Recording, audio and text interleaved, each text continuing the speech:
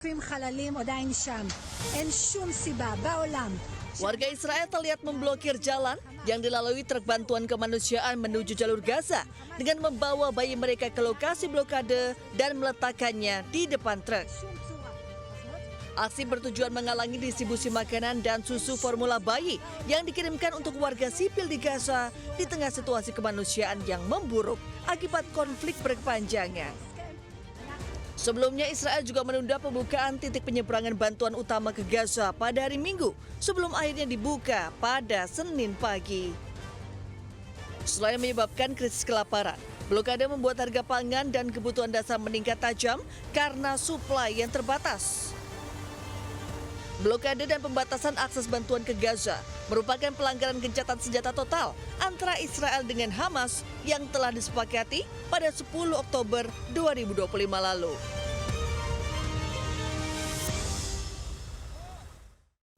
Pasukan Israel merilis video yang memperlihatkan batas yang ditandai bendera kuning.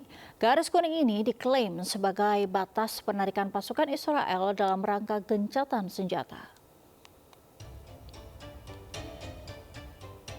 Pasukan Israel merilis sebuah video yang memperlihatkan adanya batas berwarna kuning di Gaza, Palestina, Senin waktu setempat. Batas ini diklaim sebagai batas area dalam penarikan pasukan Israel dari Gaza. Dalam video ini, yellow line atau garis kuning sedang dipasang oleh pasukan Israel. Mereka mengklaim penarikan pasukan Israel dan pendirian batas ini untuk menghormati perjanjian gencatan senjata yang dilakukan oleh Israel dan Hamas.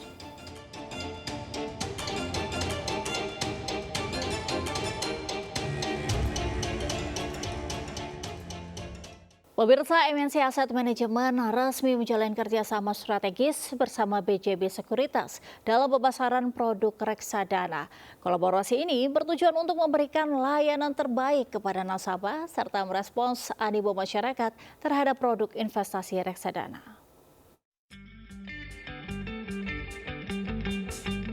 MNC Asset Management sukses menggandeng BJB Sekuritas dalam memperluas jangkauan pemasaran distribusi produk investasi.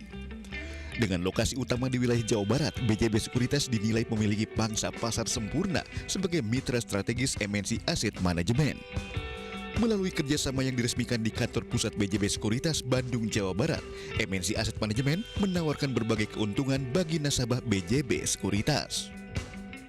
Produk kami akan fokus ke produk reksadana pendapatan tetap, baik yang konvensional maupun yang syariah. Itu kalau dari segmentasi nasabah, kita fokus ke nasabah institusi, khususnya dari kalangan BJB Group dan juga PT-PT lain yang ada di Provinsi Jawa Barat.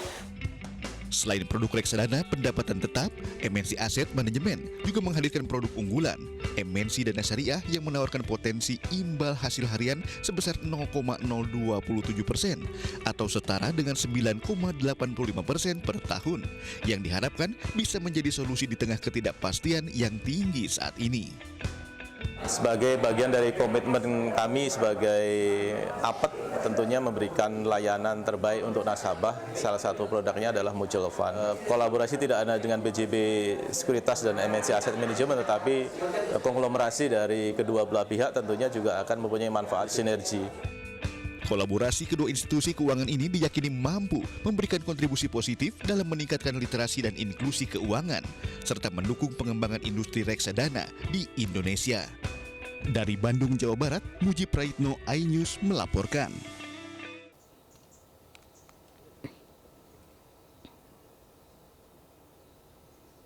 Data Sudin Pertamanan dan Hutan Kota Jakarta Selatan, 9 TPU yang penuh dan tak lagi menerima pemakaman baru, yaitu TPU Tanjung Barat Jagakarsa, Kampung Kongsi, dan Grogol Selatan. Juga TPU Kebagusan, Pisangan, Pejaten Timur, Pejaten Barat, dan Cikoko. Selain 9 TPU tersebut, banyak TPU di Jakarta Selatan juga hampir penuh dengan keterisian hingga 95%. Di antaranya di TPU Menteng Pulo, Jaruk Purut, Tanah Kusir, dan Srengseng Sawah. Kondisi itu memaksa pemerintah Jakarta putar otak untuk menyediakan layanan pemakaman untuk warga. Salah satunya dengan menawarkan sistem pemakaman tumpang dengan anggota keluarga yang sudah dimakamkan terlebih dulu. Mengelola makam juga mengarahkan keluarga ke pemakaman lain.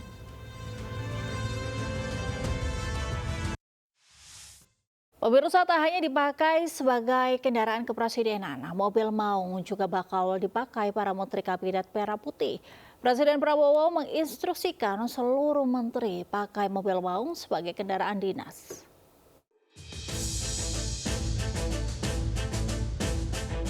Mobil maung naik daun di era pemerintahan Presiden Prabowo.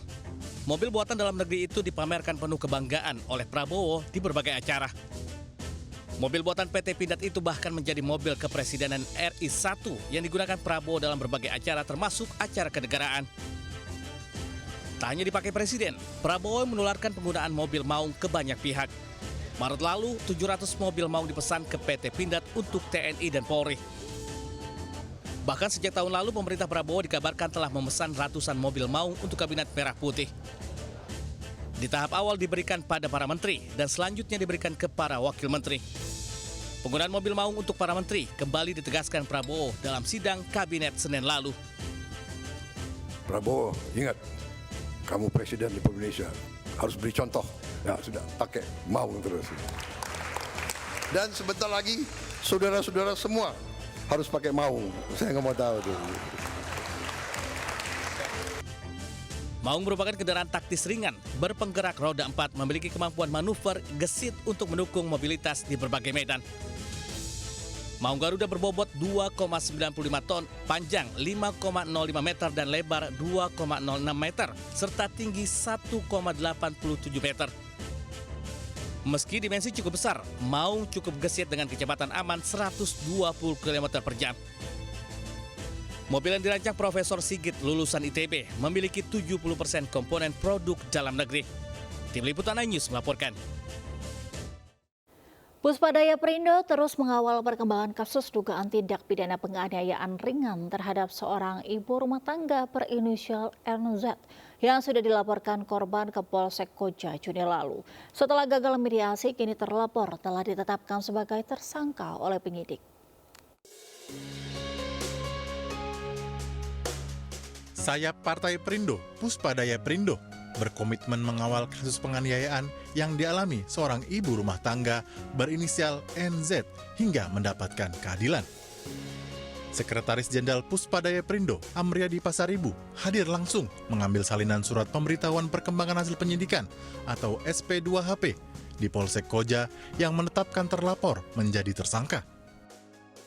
Kita akan kawal terus sampai dengan kejaksaan nantinya, dan ini akan jaksa penuntut umum akan membawanya ke pengadilan, dan artinya nanti saksi pelapor korban itu akan kita dampingi terus untuk memotivasi dia bahwa kita bersama-sama dia untuk mencari keadilan yang dialami, penganiayaan yang dialami di lingkungannya sendiri. Sebelumnya, pelapor telah membuat laporan penganiayaan yang diduga dilakukan oleh tetangga pelapor di Polsek Koja, Jakarta Utara pada bulan Juli 2025 lalu. Puspadaya Perindo akan terus mengawal kasus tersebut hingga memberikan keadilan bagi korban. Dari Jakarta, Rizky Ihwal, Oki Mahendra, iNews melaporkan. Pemirsa, ratusan anak muda rela antri berjam-jam sejak pagi hari untuk bisa ikut dalam bursa kerja di Sukabumi, Jawa Barat. Para pelamar itu berharap bisa bekerja untuk mengisi posisi kasir minimarket.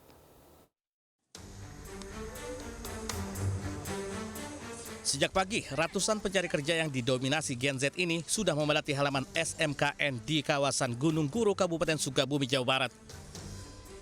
Bahkan ratusan pelamar dari berbagai wilayah ini rela berdesakan untuk bisa melamar 30 lowongan pekerjaan sebagai kasir minimarket. Mereka datang dengan membawa berkas lamaran untuk bisa bersaing dengan ratusan pelamar lainnya.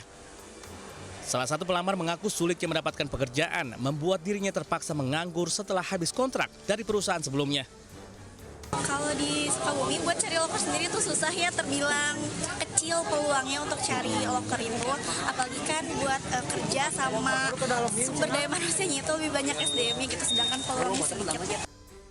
Sebelumnya video ribuan anak muda mengantri untuk melamar pekerjaan di sebuah perusahaan di Desa Kedung Kelor, Kabupaten Tegal, Jawa Tengah viral. Para pencari pekerjaan rela berdesakan karena mendapat kabar perusahaan akan merekrut 15.000 pekerja di sebuah pabrik sepatu. Bahkan aksi saling dorong dan berdesakan sempat terjadi di depan pintu masuk perusahaan. Sementara itu berdasarkan data BPS pada Februari 2025, jumlah pengangguran di Indonesia mencapai 7,28 juta jiwa atau 4,76% dari total angkatan kerja. Angka ini merupakan tingkat pengangguran tertinggi di ASEAN. Gen Z dan milenial merupakan kelompok dengan tingkat pengangguran tertinggi dengan angka pengangguran Gen Z mencapai 16%. Tim Liputan iNews melaporkan.